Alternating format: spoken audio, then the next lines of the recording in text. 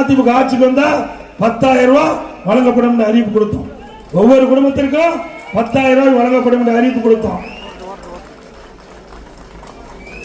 ஒவ்வொரு குடும்பத்திற்கும் 10,000 ரூபாய் வழங்கப்படும். ஏன்னா விலைவாசி உயர்வு, வரி உயர்வு, இதனால மக்கள் பாதிக்கப்பட்டிருக்காங்க. அதனால அதையெல்லாம் சரி செய்வதற்காக ஒவ்வொரு குடும்பத்திற்கும் 10,000 ரூபாய் சொன்னோம்.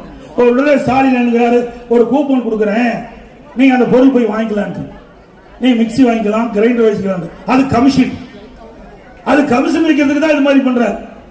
அது இன்னும் பிரான்ச்ல தான் வாங்கணும்னு சொல்லுவாங்க. டோக்கன் கொடுக்குறாங்க. அந்த டோக்கன் யாரு கொடுப்பா? திமுக காரர் கொடுப்பான். அது கமிஷன் வாங்கிட்டு தான் கொடுப்பான். நாங்க அப்படி இல்லை, அவரவர் வங்கி கணக்குல டைரக்டா 10,000 ரூபாய் போய் சேரும். உரிமை தொகைங்கிறார். நாங்களாம் 2022 சட்டமன்ற பொதுத் தேர்தலில் நாங்கள் அறிவிச்சோம்.